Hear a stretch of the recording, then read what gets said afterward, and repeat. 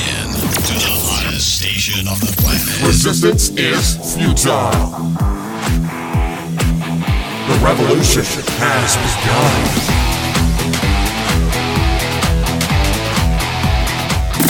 You're listening to Rebelpreneur Radio, helping you break the rules and build the business you need for the life you want. And now, broadcasting his pirate signal from somewhere beyond the status quo, here's your host, best-selling author, marketing and media strategist, Ralph Brogden. Hello and welcome to Rebelpreneur Radio. It's the show that helps you build the business you need so you can live the life you want. I'm Ralph Brogden. You know, when I started out to build my business, my goal was not to build a great business, it was to build a great life. And a business, I still believe, is the best way to achieve that and to create your own reality. But the sad fact is, so many people get consumed in either building a business or pursuing their career that very often their family is the one who suffers the most. They are not there for their family, and so they may achieve success in financial terms, but in terms of relationships and family, they feel like that they have not achieved what they ought to achieve. And what I would like to do with today's episode is to help you plan how not to go about building your business in the wrong way. I believe that business is a means to an end, not the end itself. So what is that end? It is creating the life that you want with the people that you love. Today's expert is really a master at doing this successfully. He's an expert in the area of putting family first, but also building the business that you need. So it's my pleasure to introduce to you Jon Vroman. Jon inspires others to live life in the front row by teaching the art of moment making. He is an award-winning keynote speaker, a podcast host, and the #1 best-selling author of the book, The Front Row Factor, Transform Your Life with the Art of Moment Making. The book is a collection of inspiring stories, compelling science, and life strategies that challenge you to explore your values, establish priorities, and reconnect to a higher purpose and deeper meaning within your life. Jon is the founder of the Front Row Foundation, a charity established in 2005 that creates unforgettable moments for individuals who are braving life-threatening illnesses. Jon, it's a real pleasure to have you on Rebelpreneur Radio. Welcome. Hey, thanks for having me. I've been looking forward to this. So have I, because, wow, your mission and your values are so in alignment with what I have always intuitively thought business and life should be about. And not everyone agrees, but I just really feel like a business is meant to give me the life that I want. And like, maybe you've heard the quote from Michael Gerber: if we don't design the business to give us the life that we want, it'll do the opposite. It'll take the life that we've got. Yes, that's right. Yeah. So you are right there, and literally on the front row of making this happen. Tell us a little bit about how you got started and where this became the passion in your life to pursue. Yeah, well, what's interesting is I'm not sure I know the answer to that. When you look back on your life and you're trying to piece it all together of how did I end up here, there are some moments that stand out. There's moments when I can say I found this company at 18 years old that I just absolutely love. They sell Cutco knives, right? And I was trained it was a direct sales company. And that was the first company that really taught me about designing your schedule, right? Being intentional about how you want to spend your time, because you had to, in order to succeed in that business, you had to take responsibility for your calendar and for your day. So I remember that was a highlight moment for me. As I as I grew and as I, expanded my learning opportunities, I found my way into different organizations. I was a personal growth junkie.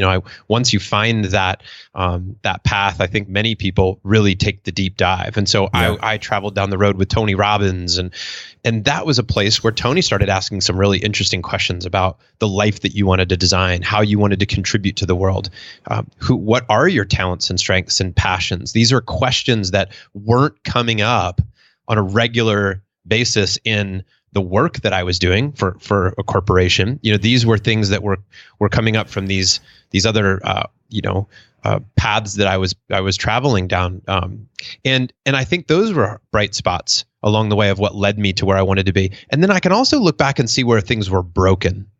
And because it was broken, it got me to a better place. And I think front row dad's what I do now professionally, where I help men be family men with businesses, not businessmen with families.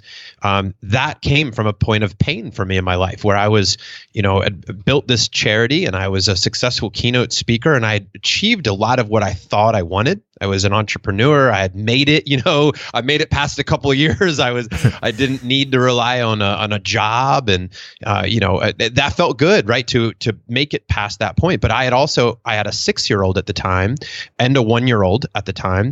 And I remember I was at a party and somebody said, "Jon, what do you do?" And I know what they were asking. What do I do professionally? And I started to answer it, but then I cut myself off and I said, actually, I'm a husband. I'm a father. And when I'm not doing that, I happen to do these other things, keynote speaking and running this charity. When I said it, I thought, oh, that felt so good to say it that way. But it wasn't true. That's not how I live my life. When I went home, I was kind of caught up in this answer and this thought about, am I really a businessman with a family or a family man with a business? That's a powerful question. I looked at my calendar and I said, well, if your calendar is a reflection of your values, then I invested this year in a speaker program, 16 days to become a better speaker. I invested in, our charity, where I planned out big fundraising events and put hundreds of people in a room and raised hundreds of thousands of dollars. I was working with our teams on establishing their values. I had a folder on my desktop for taxes and keynote speaking and coaching and all these things, but I didn't have a folder for my family. I didn't have a plan for my family. I didn't have values established for my family. If I looked at my calendar and it was all color coded, by different categories, my family was not my priority. And I started looking at that. And then I remember having this realization that for years I was learning about, your best hours of your workday. And hey, if your best hours are between 8 a.m. and 11 a.m., you should work on your most difficult, high priority work project during that time. Yeah. And I did that, and I built a successful business as a result of it. But then I thought, why is my family not getting the best of me, but they're getting the rest of me? Why is it that the only part they get is at the end of the day when I'm crushed? Yeah. And so all these things, this is what helped me to determine that I needed to be better and better and better each stage of my life, whether I was in my 20s, my 30s, or now my 40s, designing a life and a business that I wanted, because a lot of this came from the right mentors, but also from a great deal of pain. Wow. And really powerful distinctions that, like you, Tony Robbins has had a definite influence on my life and perspective, among others. But he talks about the power of asking questions. Yeah. And you asked some really powerful questions. Why does my family get the rest of me instead of the best of me? I think this is so useful, especially as our listeners are in different places. Some are trying to scale their business. Others are trying to start their business. And I want all of our listeners to not make the same mistakes that so many of us have made in our journey to the top, in our journey to success, that we neglect the ones who we say matter to us most. Remember why we're doing what we're doing. It's not to build a great business. It's to build a great life. And the business is just the tool that we've decided is going to help us get there, but we can't get there on our own, and we're not doing it for ourselves. We're actually doing it for our families. At least that's what we say we're doing it for. But then, as you say, Jon, our calendar is a reflection of our values. Yeah. Well, this is, and I can get really passionate here on this subject and more about myself, and I have to call BS on myself, right? Like the idea of, I'm showing my kids how to work hard. I'm showing my kids to be passionate about what you want. That is certainly a valid point, because I want to show my kids how to work hard. I want to show my kids to be passionate about what they want. I also don't want to hide behind that statement as an excuse to work a ton of hours and not give any attention to my family, because oftentimes I'm a rock star at work. People listen to me. I hire people. They do what I say. Like, people tell me I'm awesome. They give me standing ovations. And sometimes at home, it's like, boy, they really bring me back down to earth and remind me I'm a human being. They get to take out the trash, right? And so I think that, we have to be careful that also, you said seasons, right? We're all in different seasons. We're all in different stages of our life. We have to be careful, though, that the season doesn't become the standard. See, what happened was I was in a building season. I'm new dad, new business, right? I literally moved to a new house, got married, had a child, and started a business all in the same year. Wow. Right. And when you think about that, you're like, yeah, that's a season. You're probably not going to be the person that's like, I only work from 10 to 3 and I have a whole team and, I have a business that would run without me. I mean, if you're really getting started as a solopreneur, right? Or, you just started your business, there is a season there. But here's what happened to me is my season became my standard. Wow. See, every year that would go by, I was in another season. Now, look, I've got friends now that are some of the biggest authors on the planet. One of my best friends in the world is Hal Elrod, who wrote The Miracle Morning. That guy's busier than can be. His business is multi-million dollars. But this year alone, he's got a movie coming out, a new book or whatever. His seasons are always showing up where there's busyness to his life. If he didn't make his family a priority, if he didn't block time, if he didn't say, no matter what, this is what's happening with my family and nothing will mess with that, what you'll be in forever startup mode. You'll be in forever. Well, just let me get through this book launch. Just let me get through this launch of this new product. Just let me get through this new staff member that I'm hiring. And you'll be scaling and staging and moving up forever. And next thing you know, you'll be the person who says, my biggest regret is that I didn't spend enough time with my family. I worked too hard. But I've never heard somebody with the regret of saying, I wish I would have spent less time with my family and made an extra million. I've never heard it. Never heard it. Yeah. We have to protect our time. So listen, there are seasons. I had a conversation with my wife today and I said, the next 30 days are going to be a little bit busier than normal. And that's okay, right? To be in a season, to be in a launch period.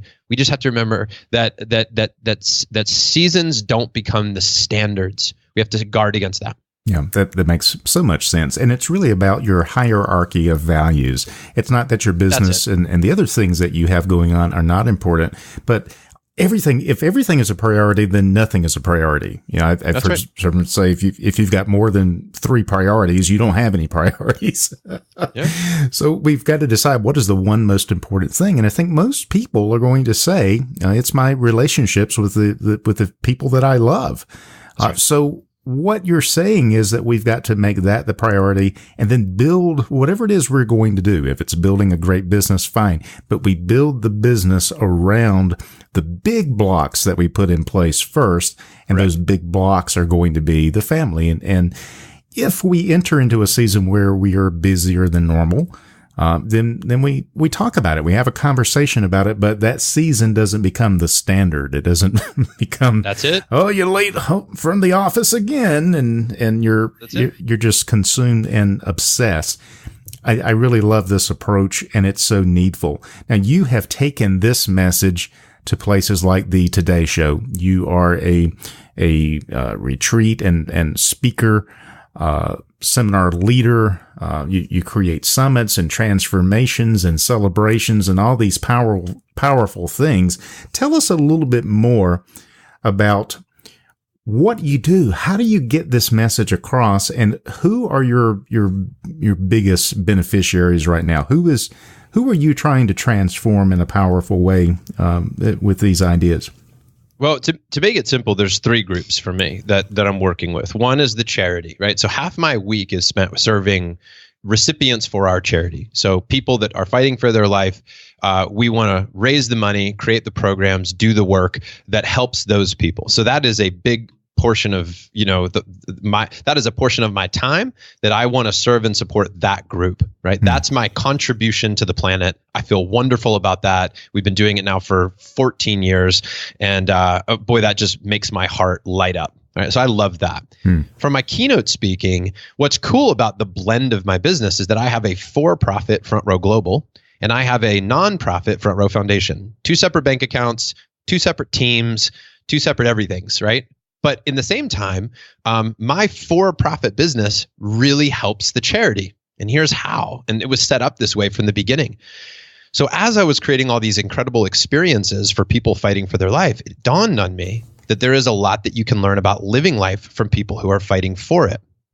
So I said, what if I write a book where I could teach everybody everything that I learned over a decade of helping people who are fighting for their life and what I learned about living life from these extraordinary individuals? So we wrote this book. Now we get the book out there, and the book does well, right? It's I think we've got more than 166 5-star reviews on Amazon, which is just like, we're so proud of that book.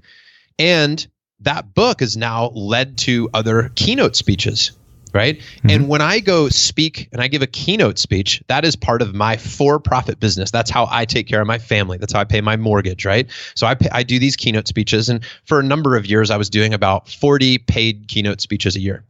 And I would go out and I would speak. But what I would speak about is I would speak about the charity. So now we're generating more donations. We're generating more recipients that we can help and volunteers to support. It is really a beautiful system where and what I learned this from other very successful business people is if you're going to be doing multiple things, let's make sure that they're all supporting one basic initiative, which for me is helping people to live life in the front row. So in the charity, we want to help people not only have this amazing day, but we want to help them live every day in the front row.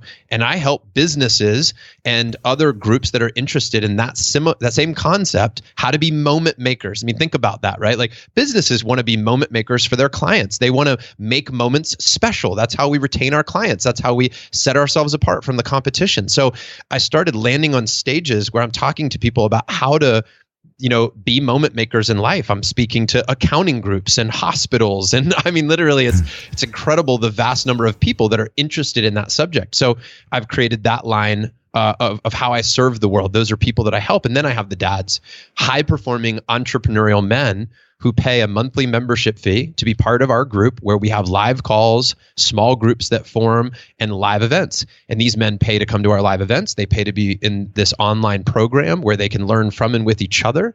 These are men with wisdom who are also wise enough to know there's more to learn. So these are guys that are doing very, very well, but they know that, look, if I'm always interested in growing in my business, why wouldn't I do that for my family?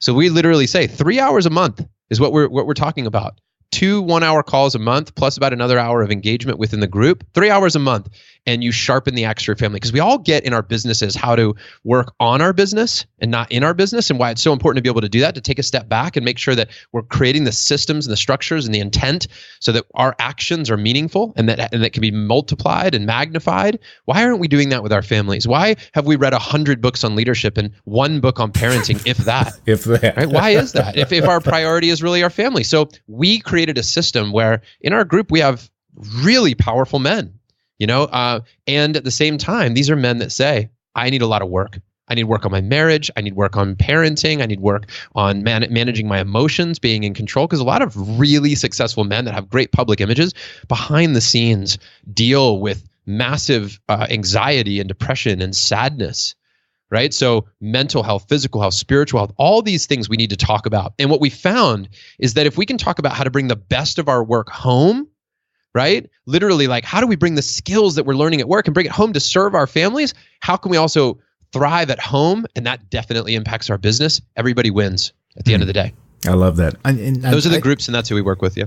I love how you've taken these different things, and there's a synergy at work. And I was thinking about Stephen Covey when he talks about synergy. The synergy is 1 + 1 equals way more than 2. Yeah, right? It's a multiplication of energy working together into a synthesis, and that's what you've really created here. I love that. You are teaching people the art of moment making. Before we talk about what that is, what is the problem that you're solving by teaching people how to make moments? Well, this is when we get to the end of our lives and we go, where did it all go? That's the problem that we face. We actually are so stimulated. So sometimes it's not that it's like we're lacking engagement. It's what we're engaged in. Like how many of us have just gotten lost into a series on Netflix or lost into Facebook or Instagram or whatever, lost into something. And it's not that that's bad, because sometimes like, hey, what are you doing when time flies, right? Like lost in my wife's eyes, and there's moments when that, of course, it makes tons of sense. There's also moments when I'm terrified at how fast it's gone by and how much I was not awake and aware for what was going on. And I remember that this really hit me. The problem was I sat down and I looked at this timeline and I said, all right, on this piece of paper, and I wrote about this in the book, a little dot on the left, I wrote birth. A little dot on the right, I write death. I say, all right, let's say I get 100 years. Where am I now? 40 years old. I put a little dot at almost the halfway mark. And I go, how many great years do I have? I mean, I don't know, right? Like maybe 100, but let's say I get 80 great years before, I might not be able to do all the things I want to do. Let's say it's 80. I'm halfway there. When I started to see that, when I started to pay attention to that, when I started to note that when we realize that our life is finite, right? That our mortality can bring vitality to our days, that there is an end coming. The one thing we all have in common is we have a life-threatening situation. It's called being human. Every single person is going to hit the end, right? Like that's the guarantee. And barring any major medical advancements that are unknown right now, but that's happening. So the problem is that we are not making the most of our time. I mean, if you want to live an amazing life, you need to string together some great years. Great years are great months. Months are weeks. Weeks are, right, days. Days are hours, minutes, and moments if you break it all the way down. So we're managing our lives one moment at a time. So I said, like we do most things, if you want to grow a business to be X million, well, how many do you need to make each month? And then how many, like break it down, reduction to the ridiculous, like those tiny little, like, what do I need to do right now then? What is the next most important thing that I need to do to grow this business? This is, for most people, it's not a time thing or a talent thing or any of that. It's literally a focus thing. I mean, one of my best friends and one of our front row dads is Jeff Woods. He's the vice president of The One Thing Company. Jay Papasan, Gary Keller wrote this book, The One Thing, and Jeff is in charge of all their training and their company development. And this idea of like, what is our one thing? What's that lead domino? Jay Papasan has it tattooed on his arm, this domino, this one thing that I've got to do. Well, that one thing are those moments in our lives. Right? So if we want to be moment makers, then we have to ask naturally the next question. And it's probably what you would ask me. So I'm just going to ask it anyway, right? Which is, well, then how do we make these moments? Exactly. Right? Not only like what problems we solve, but how do we make the moments? And I'll cut myself off here in a second. Because by the way, you get keynote speaker on the mic and you're like, oh, he's going to just go on and on and on. I got a whole speech here, Ralph. I got to do a whole speech. But here's the thing. Let me say this quickly and then you tell me where you want to take it. There's three things. There's three areas. There's three forces at work that we say when you understand moments, you understand three forces. One is the force of hope. This is the future. Hope is the power of possibility and how it can create power in the moment now. So here's the difference. Wishful thinking says, I wish things were different. But hope is not a weak word. Hope is a word of power for today, because what it does is when we have hope for the future, we have power for the present. I love that. See, yeah. And when we look into the future and say, this is what I want to create, that vision, right? That mission that we're on. We saw it in the charity where people would want to go to an event and they would fight extra hard in physical therapy to be able to stand for the national anthem once the day came. I don't know whether my kids are more excited about Christmas morning or all the 30 days leading up to Christmas morning, right? Because it's like the anticipation. Well, that's important to understand about being a moment maker is anticipation. We call that the anticipation principle, right? How that makes a difference in the here and now.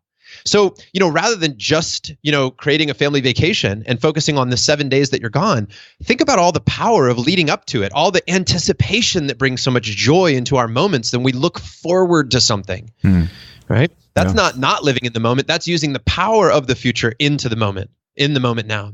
All right, so that's one. Then the other one is the power of celebration. That's just the opposite. That's looking back. Now, the whole hey, don't live your life looking in the rear view. Very different. This is not about that. This is not about looking back in the past and wishing you would have. Right? This is about celebrating. This is about looking back and feeling gratitude at the end of a day, the week, the month, the year, your life. Looking back over photographs saying, look how far we've come. Look what we've done. Look how great the days are. Look how many things I have to be grateful for. That changes our here and now. There is and should be time in our lives to celebrate And then there is the present moment. These are the three. Future is hope. The past is celebration. And the present is this living in the moment. This is living a front row life. This is front row moments right here, right now. What's in front of us? What is in front of us right now? Who is the best person to be with? The one I'm with. When is the best moment? Now, right? This is an old Leo Tolstoy, 3 questions. And so that is, if you want to understand moments, you have to understand those 3 pieces. And listen, nobody is ever fully in the moment at all times. We're also not always going to be living into the future. We're not going to be just living in the past. We're going to be like a pendulum swinging through those 3 things. That is understanding moment making at its finest. I love that. And I love the whole past, present, and future. One thing that I have realized for myself, and everything you're saying really confirms this, is that I realize I have not taken enough time to celebrate my wins, celebrate the accomplishments. And I'm grateful, but I don't take the time to celebrate. And you're saying that's something that we really need to pay attention to, because that also, just like hope, brings power into the present with anticipation. Celebration, looking back, helps us to be more powerful in the present as well. And all of this working together, another example of synergy, so that we can create those powerful moments here in the present. I love that. And I love all of your ideas. I know that you are not a very, you're not the type of person that gets really excited, right? You're not a very passionate person. Super stoic. But I got to ask if there's anything that you're working on right now that's got you a little bit excited, or maybe even super excited. Yeah, and here's the thing. I was on another show earlier today, and I have to say it exactly as I said it there, which is that what I'm about to say next could sound a little dramatic. It could sound a little bit dramatic, and I understand that, but just bear with me for a moment, and I'll explain. I believe that the work I'm doing right now is important in saving the world. Now, this is not everybody's gonna agree with me on this. There are some very smart people that I learn from that I'm in agreement with. We have maybe 50 to 150 years left as a planet, as a society, if we don't change things right away. I mean, I'm not a mathematician and I'm not an environmentalist, but I'll say this. I know some basic facts and figures. I know 60 million plastic bottles are ending up in a landfill every single day on this planet.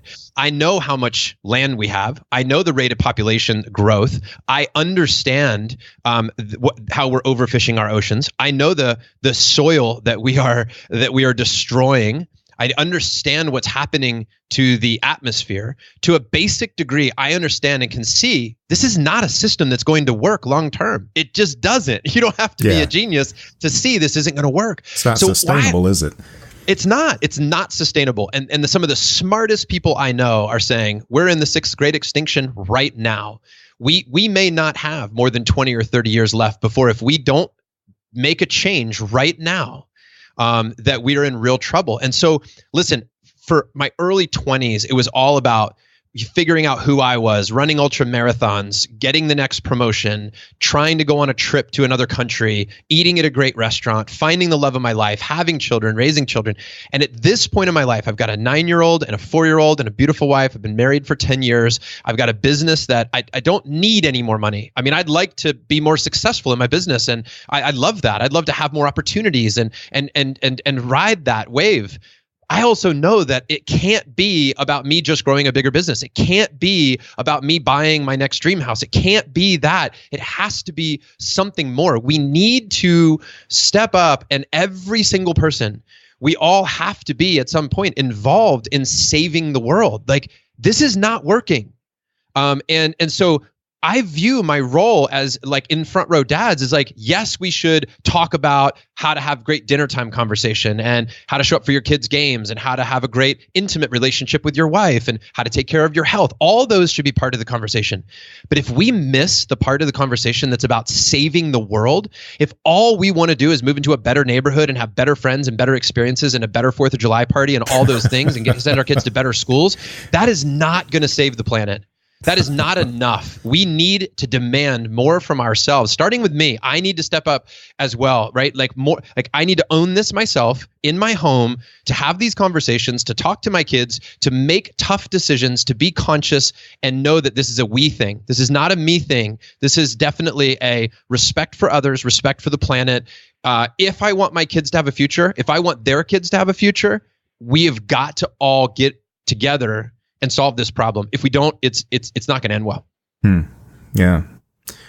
That's what fires me up. That's sobering. That is, I can tell that you are in the correct line of work in the area of motivation. Because I think even the most skeptical of people can agree that we're going in the wrong direction, regardless of how or why it is. We can see that it is.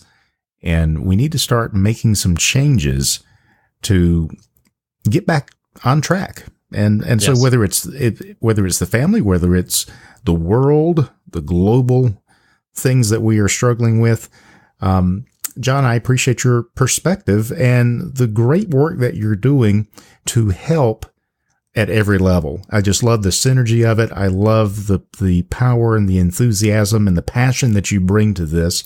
And this has really been great. How can our listeners reach out to you, connect with you, and all the things that you're doing? Well, thank you, by the way, for having me on. I don't take this lightly. This is a space.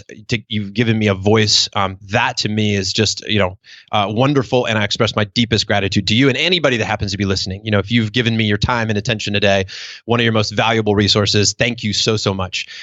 If you would like to connect, I would love that, right? There's lots of ways to connect. I make it easy to be found, but the main hub, everything is found at frontrowfactor.com. If you want to go straight to the dad stuff, frontrowdads.com. The book, The Front Row Factor, is available on Amazon, of course. We've got a couple podcasts out, Front Row Dads. We have a podcast called Facing Life, which is the charity and the people that we've served and what we can learn about life from those guys. The charities at frontrowfoundation.org. Just, it's all out there. It's all available. And if somebody just is like, I don't know any of that, Jon, but find you on social at Jon Vroman, or just email me, Jon@frontrowglobal.com, Jon@frontrowglobal.com. I'd love to connect in any of those ways. But if you just want one place to go, frontrowfactor.com is probably the hub of it all. Perfect. And we'll have that link on the Rebelpreneur website as well, frontrowfactor.com. I've been speaking with Jon Vroman. He inspires others, and I think that I've definitely been inspired, and I think our listeners have as well. He inspires others to live life in the front row by teaching the art of moment making. He is an award-winning speaker, #1 best-selling author of the book, The Front Row Factor. He's a podcast host and founder of Front Row Foundation. And again, connect with Jon at frontrowfactor.com. Jon, it's been a real pleasure to connect with you. Thank you so much for being on Rebelpreneur Radio today. I really appreciate it. Thanks so much for having me. You've been listening to Rebelpreneur Radio with Ralph Brogden. Download the show notes and much more at rebelpreneur.com.